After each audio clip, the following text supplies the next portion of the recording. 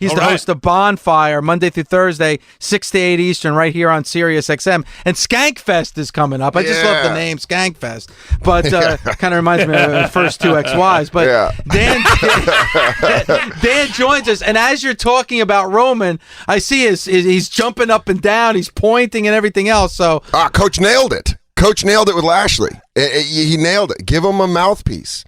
What happened to managers? When managers used to be around, it's kind of you let them learn how to talk on the mic without really damaging their, the way the audience sees them. And Lashley isn't that great on the mic, but I think him with like a guy like Heyman would be unbelievable because he's so good in the ring. Yeah. But then he talks and you're like, it's like when you go on a date with like a beautiful woman and then she's like, I'm funny too. And you're like, oh, stop it. Please stop it. Stop. Please stop. I liked you until you said You're charming. You're definitely charming. Funny is a very big leap. Let's stop doing this. One of us has the personality. You're the good-looking one. That's how I got you with this personality. Well, Dan, here's the issue sometimes, though, with guys.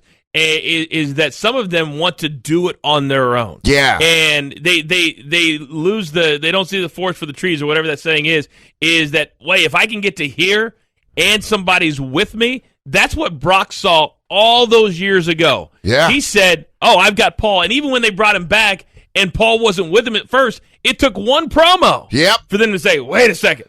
We need Paul. And that's what these guys need to understand. And watching Brock in the UFC octagon after the Cormier fight, it was interesting to watch him actually cut a real promo. Because I'm waiting for Heyman to go, my name is Paul Heyman. And you're like, oh, man, he's here. He's at the UFC. But, I mean, I think you're absolutely right. I think Roman was so great as a part of the Shield as being the silent badass that would just kick ass, not say anything. He looked cool. You let Rollins and Ambrose do a lot of the talking. It was awesome. And what ruined Roman for me, and I think a lot of people, not the kids love Roman. I'm talking about the marks that are like older in their 30s and stuff, was the exact phrase, I'm not a good guy. I'm not a bad guy. I'm the guy. And you're like, no. That'd be like if I was about to have sex with a girl and I'm like, are you ready to go to paradise? And she'd be like, no, I'm dry. We're good.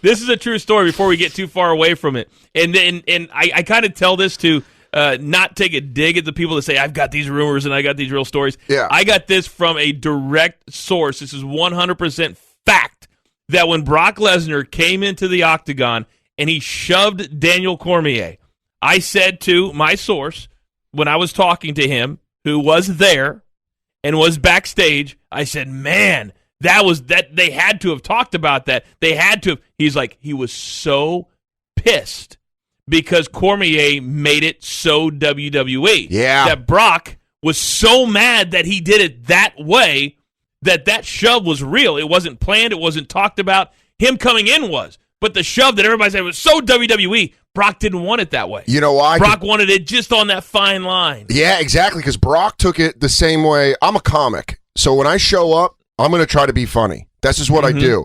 But if someone goes, hey, tell me a joke, then you're like, all right, well, now we're not playing on that anymore. Now I want to fight you. And it's like, that's like Brock being like, hey, man, I know I'm in the WWE. I know I'm in sports entertainment, but I'm also a wrestler. And so when the Cormier does that over the top, there's someone in here, and he can't do that. You're like, Cormier, you're a wrestler. You've got dad energy. Stop acting like you're really cutting a promo. You could see Brock be like, dude, that's not how you do it. That's not how you tell a joke. Shut up. Right. And they both get it, though. Yeah, and at the end of the day, they both get it. My entire thought during that whole thing was like, how disrespected do you feel if you're Stipe Miocic? You're just one of the best heavyweights to ever see the UFC, and then everyone, you just lost your belt. You've defended it more than anybody in the heavyweight division, and then Brock steps in and calls you. He's like, he fucking sucks, and you're like, what?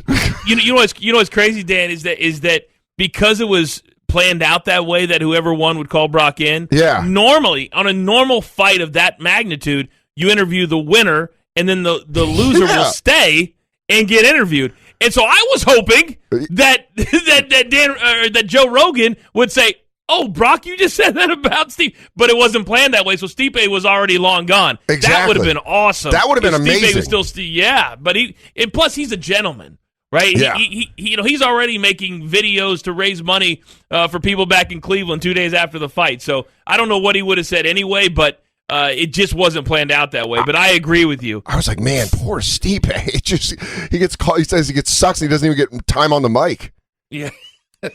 But you mentioned Paul Heyman, and going back to Roman Reigns for a second, or even Brock Lesnar. I mean, Paul Heyman is that guy that I want to see every Monday night on my TV. I mean, he cuts the best promos. It's unbelievable, and that's part of the reasons why I'm so upset that Brock isn't around, and why, as a wrestling fan, I was upset about what took place on Saturday, because it's just another reminder that he's not here. Yeah, but I think it's almost like with Brock, it's an impending divorce, and you're just. But he's lingering on and on. Yeah, but you're kind of like, we need to end this, and then it's like marriage. SummerSlam is marriage counseling. We're like, is this going to work or is this not going to work? What are we doing here? Because Brock's announced to be at SummerSlam, so. Hopefully, well, no, he's not announced yet, and he. Oh, that was a rumor. It's a rumor that certain people put out there, and then if they're right, they go, "See, I called it a month ago." And I'm one of the ones that stir those, because I go, "I heard Brock." It doesn't take a genius to say Brock's going to be at SummerSlam and feel pretty good about the fact that he'll be there. Yeah, it'd be like me coming on saying he's definitely going to be there. Well, Coach knows he's on the. No, it's just common sense. Yeah, he probably, you can't have SummerSlam without that. Now, here's the problem, is that people that want him every week, he's a special attraction. Yeah. And in boxing or in the old schools of pro wrestling, these guys didn't fight every week. And as much as we want to have Paul Heyman, and I do more than once every 3 months, but you can't break that special attraction until Brock decides, you know what? I'm not going to be here every week. You take the title off of him. Now I think fans are no longer upset, and they say, okay, whenever Brock shows up, we're good with it as long as the title is here. Yeah, but there is something special to keeping that kind of like special treatment with the belt, because I remember when Rollins had it, they had him working almost every Monday Night Raw and losing a lot of matches that weren't even for the belt, and you're kind of like, how is the heavyweight champ losing every week and still the champ?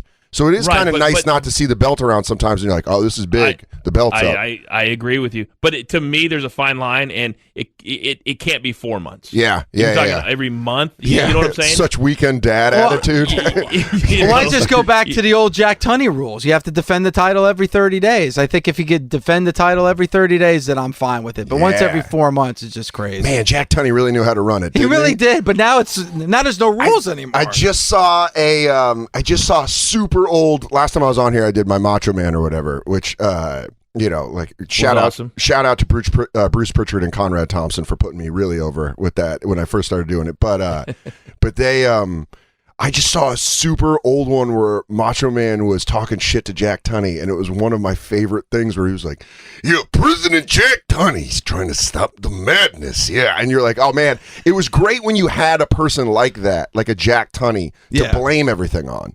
To be like, where's the match? Where are you going to sign it? Because we knew, now that you know that Jack Tunney really wasn't running stuff.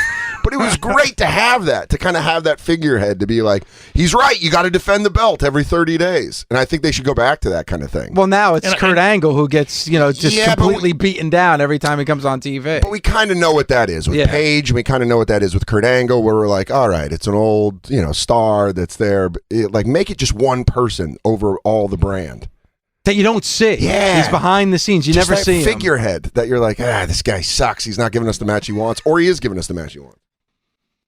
844-796-7874. You're going to hang out with us, right? You're going to hang out for the rest of the show? Yeah, hell yeah. All right, cool, because we got to talk some Extreme Rules. We'll continue to talk about the WWE. And are you cool with taking some phone calls from the Busted Open Nation? Yeah, I just wanted to say what's up to Coach. I know we're not in the same room, but I'm a big fan, dude, and I'm glad you're back. When you came back, I was like, hell yeah. Well, you just appreciate that. You just completely destroyed the whole aura of people thinking that Coach and I were in the same room this whole time. Yeah, well, guess what? I'll break kayfabe. The ECW's on the TV. I don't mind doing that. That's a Paul Heyman specialty. You pull it out when no one wants you to. It's amazing doing this show, Dan. Yeah. It's almost like I'm 13 again, like in my room. I got like the TV on, watching wrestling, and I got a microphone in front of me. Like, this is great. When anyone is ever like, do you want more out of your your career, I'm like, I don't know what I get to talk wrestling. I get to that's like my Friday is like I got to wake up and go talk wrestling with Dave and Coach. It's like that's awesome. So, somebody said on social media they were trying to insult me, and they're like, "Oh, we don't care what you have to say. What happened at ESPN?" I go, "You mean after the 10 years that I spent there?" I mean, you mean one of the hardest corporations to stay inside because it's ran by fucking Disney? If there's, you got me. If there's any other company that's harder to stay in than WWE, it is fucking ABC and Disney. I did a private gig for ESPN like 8 years ago, and the amount of language restrictions. I was like, can I even talk?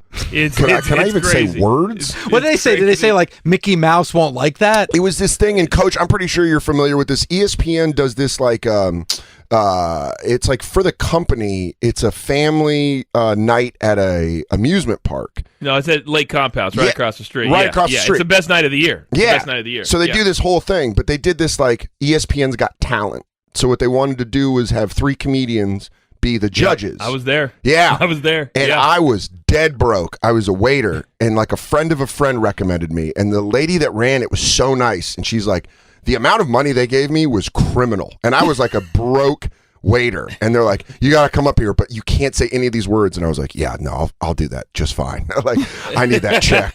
I will be perfect. But a guy I was with, another comedian, the only joke he made was, woo, that dancing got me moist. That's all he said. So it wasn't really that bad. But the next year, they're like, he's not allowed back. He said moist. And I was like, Jesus. It is crazy. That night, though, I will say this. As much as ESPN doesn't do things right sometimes, that's the greatest day fun. You could ever imagine. They rent out the entire park. It's pretty awesome. It's only ESPN people. It's all day, a huge a picnic and anything you want to eat. You don't have to spend a dime.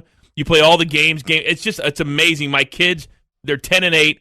They've been going since they were 1, and that's the one thing they miss. Dad, you're not going to be at ESPN. What about the picnic? We can't go to the picnic. We don't care about the paycheck. What about the picnic? I want a, it was the only time I've won that like long shot basketball thing, and I got a free basketball, and I'm always like, that's on ESPN's dime. That's right. Yeah. You're getting requests already. I'm on Twitter, and you're already getting requests already. For what? They want the, let's see, a lot of fans obviously want to hear the Macho. They want to hear you doing some Biggie.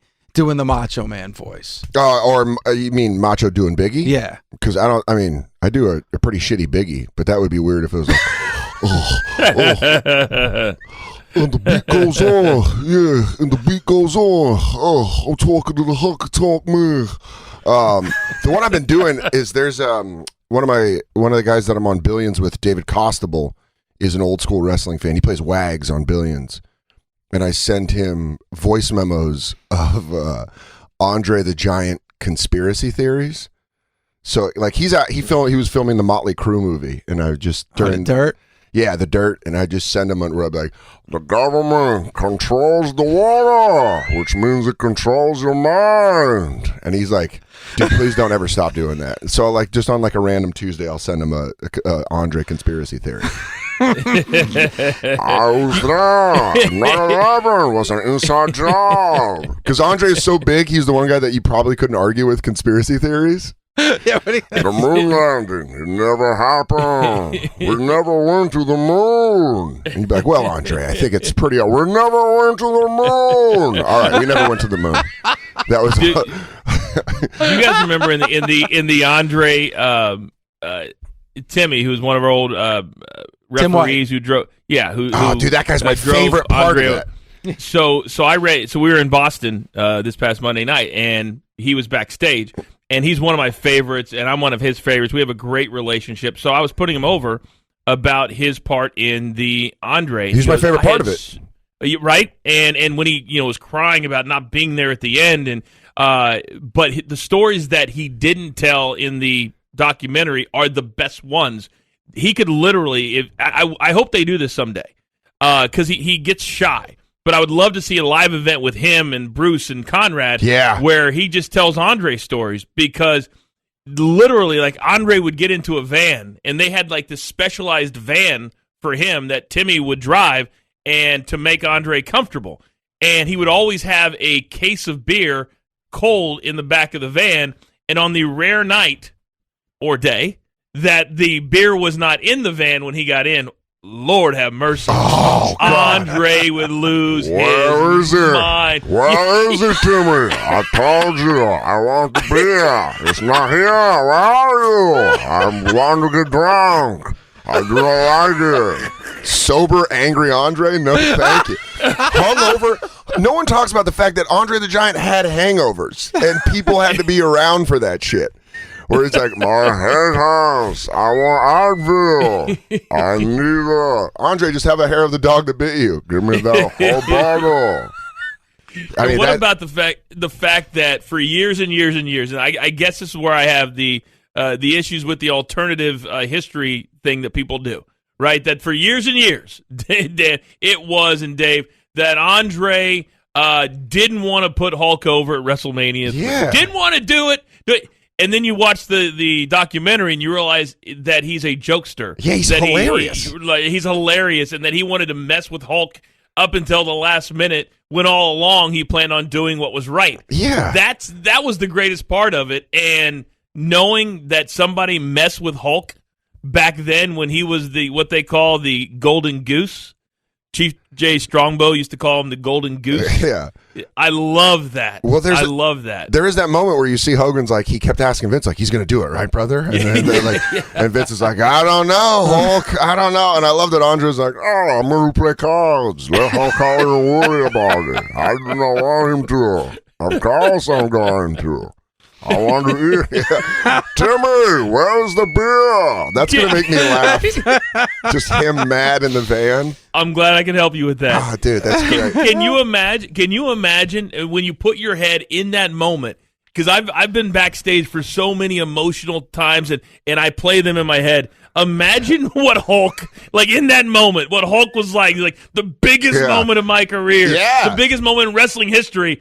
And I'm not sure that when I pick him up, he's not just going to dead weight my ass, and I'm going to go flat on my back, 1, 2, 3, and Andre goes over at WrestleMania. That would have been hilarious. But just a thought. That's the reason that Andre is one of my favorites of all time, is the fact that he was funny enough to knew that was bugging Hogan, and he's like, of course I'm going to do it. It's WrestleMania 3. Yeah. Right. And it's he knew be the biggest moment. Limited. Yeah. Now, watching that Andre documentary, I know you're legitimately a huge Randy Savage fan. He's probably your favorite of all time. Did it bother you when you found out that Andre absolutely hated Randy Savage? It broke my heart, but then it made me laugh to know that it was because of baby oil. I love that he was like, no more baby oil. And he's like, come on, just a little bit of a squirt. Yeah. And it's like the way it makes my chest bounce off the lights. Come on, man. Don't be a dick, Andre.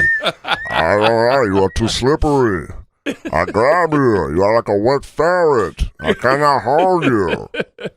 All right, I want you to do. So I'm going to give you a scenario, Dan, right now, and then I want you to do the promo of the scenario I'm getting ready to give you. Yeah. So this is true. This happened that when Macho Man was with Miss Elizabeth, that nobody was allowed to look at her. You had people basically looked away when they walked down the hallway because they didn't want to have him even remotely think that you were looking at his prized possession. So I'm walking down the hallway towards you.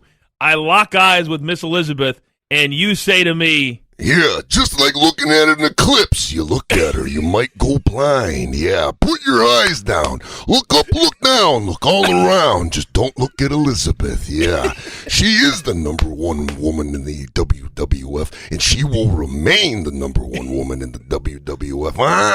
Yeah, that's my wife. Don't look at her. That is so great. And that probably happened. Oh, dude. That probably happened. Definitely. And you know what? Can I just say that I never got it as a kid, and then now I grow up and I'm an insecure man, and I see a woman as beautiful as Elizabeth, and I go, I get it. I get why you do that. I get it. If you had Elizabeth and you were backstage with all those dudes who were in like awesome shape, I'd be like, yeah, don't look at her. I got to do more sit-ups. Feeling a little light on the sides. I have a story that's similar to that I don't know that I've ever told it on the air before. But when I was flown out here for my interview in 1999, I was hired on the spot, and so I did my interview. They hired me. Okay, we're going to do it, and we'll work it out when you get back to Kansas City. So they said, you have a couple hours before your car comes. Why don't you go over and work out in the gym? I will go over to the tower. I walk into the gym. There are now 3 people, including me, in the gym. Me, Stone Cold Steve Austin, and Deborah. Oh, and at the time, what? Yeah. At the time, there were rumors that the two were starting to date, but it wasn't confirmed. There was no sightings of them, and I'm this 22-year-old kid who is staring at Stone Cold, who was benching, and Deborah on the stepper that moves, right? So there were machines behind the stepper.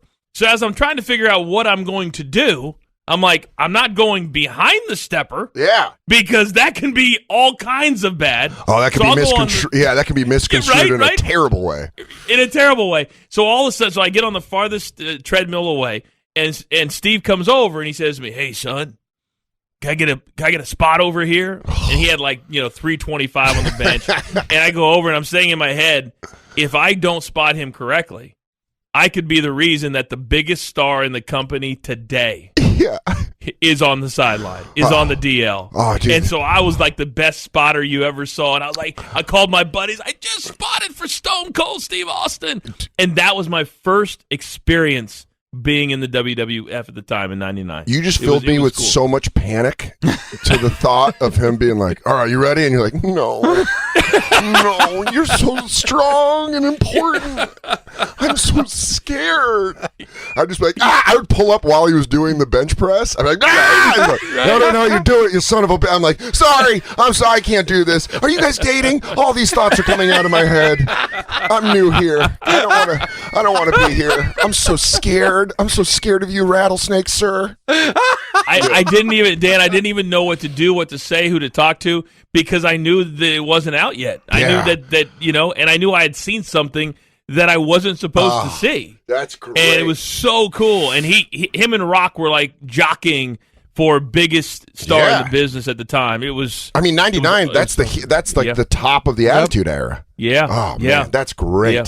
It was an awesome time to start to be next to The Rock all the time. It was still a highlight of my life at 22. Yeah, hell yeah. Really 22 years old and you get put down right in the WWE as the Attitude, as they're getting the F out, as the saying was. Dan Soder in the studio, Skankfest. Really quick, tell us about Skankfest. Dude, it's Louis J. Gomez, his brainchild, the podcast Legion of Skanks. They put on their own comedy festival, and they were kind of like an FU to the industry. It's a total FU to the industry. It's weird because it's kind of like an all-in. Yeah, it's exactly like that. And they basically go get the lineup's insane. Colin Quinn, Jim Norton, Dave Attell, Pete Davidson, Michael Che.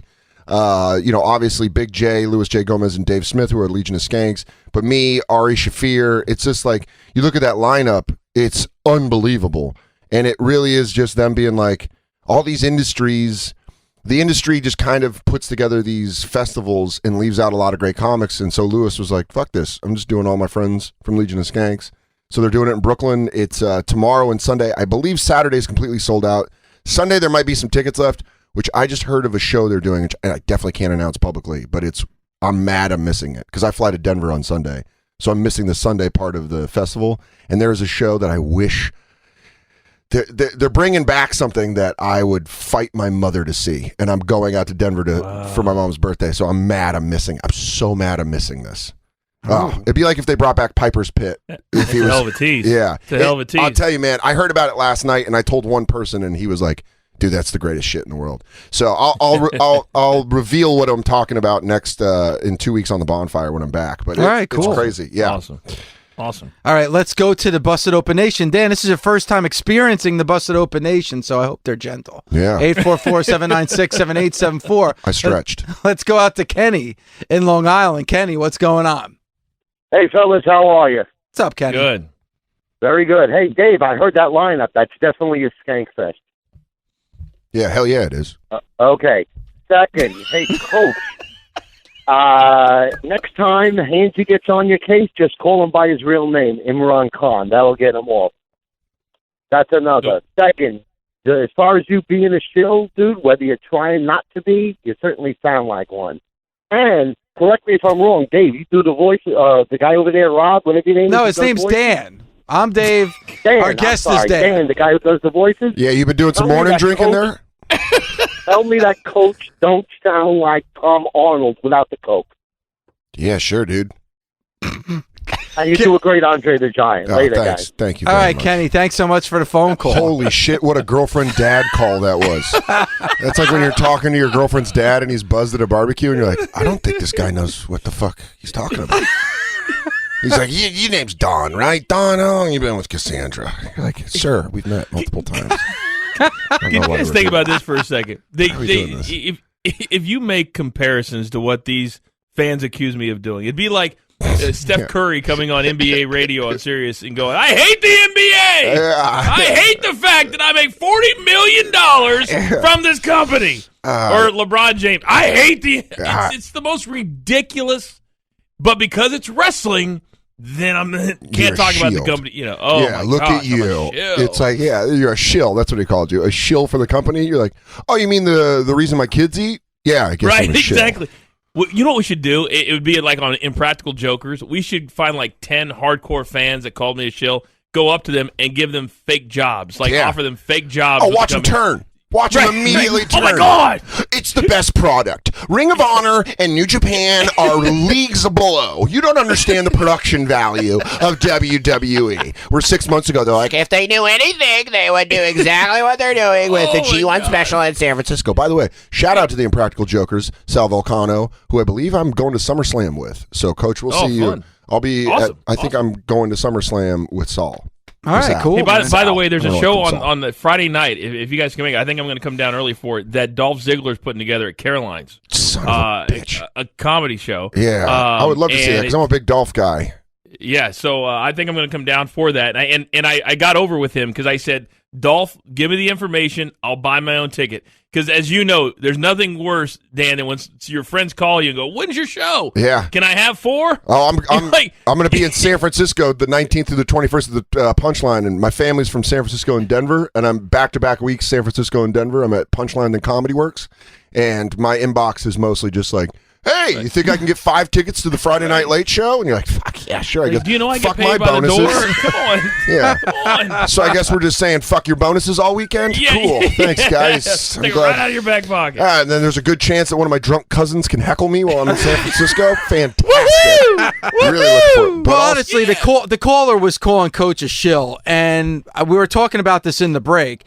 You know, for the first hour and 45 minutes of today's show, we talked about Ring of Honor and New Japan coming to the Garden. Yeah. You didn't know about that. Didn't know about it. We So said about it in the break, and you marked out. Like, you got super excited. We had Joe Koff, COO of Ring of Honor, on earlier in the show. But yes, April 6th, WrestleMania weekend, we're going to see Ring of Honor and New Japan at the Garden. You're going to see my ass. You're going to see my big head somewhere in that because I'm watching that. I'm definitely going to see that.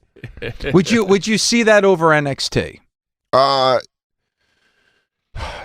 Depends on the NXT event. Because, like, if it was War Games, no. Because I really enjoyed that. I thought they did that really, really well with NXT. But most of the time, I'd probably say like 80% of the time, I'd pick New Japan and Ring of Honor. And plus, it's so historic for something other than Garden. the WWE playing the Garden. It's unbelievable. It's truly is amazing. 844-796-7874. Let's go out to Don in Pennsylvania. Don, what's going on? Gentlemen, good morning. Just wanted to touch on a few things here quickly. Coach, I just had the pleasure of working with you a couple of months ago up in Uniondale for Raw Live, and awesome. I was on and I was your ring crew guy at Lehigh University.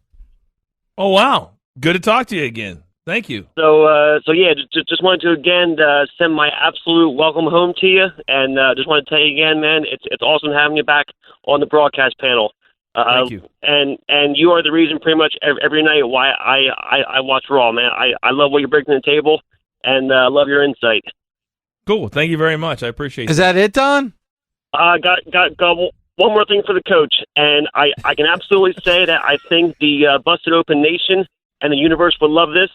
Coach, we need to see it in that conga line. Make it happen, brother. Oh, man. You know, I've got great legs. And I've got a badunkadunk, but I don't think you're going to see me in the conga line anytime soon. Anytime soon. There we go. 844. Hey, listen, you got a positive call. Somebody likes you in the nation. Hey, I'll take it. 1 out of 10. That's good.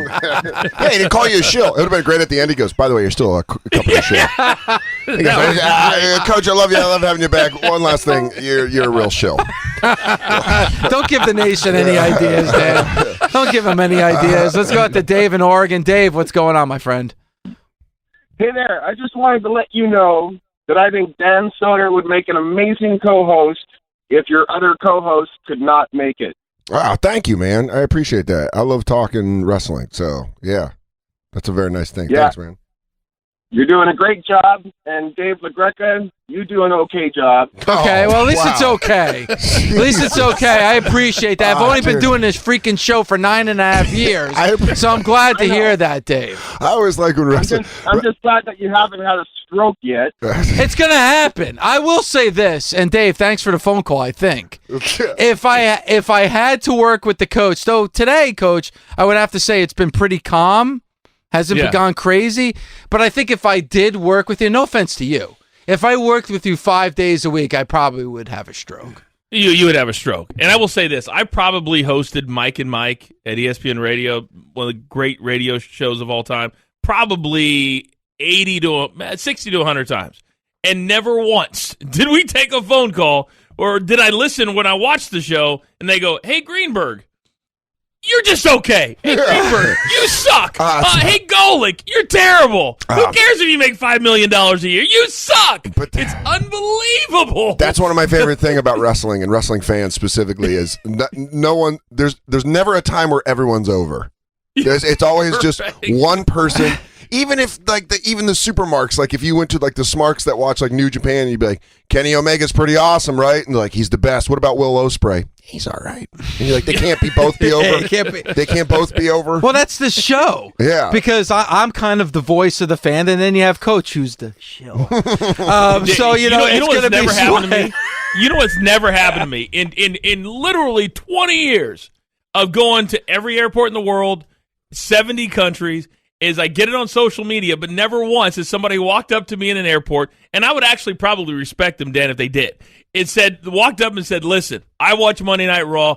I think you suck. Yeah. It's never happened. I've never had somebody insult me, and that's where I came to have my one percenters label. Yeah. Is because you're like, it's only there that they insult you. Normal people that have things to go and do, they actually think about you as a normal person, and you're just trying to do your best. Thank you. I mean, imagine being that kind of a psycho where you're just like, I'm gonna go criticize him to his face. Hold on, honey, watch the kids. I know we're about to board to Atlanta. I gotta go tell this guy he blows.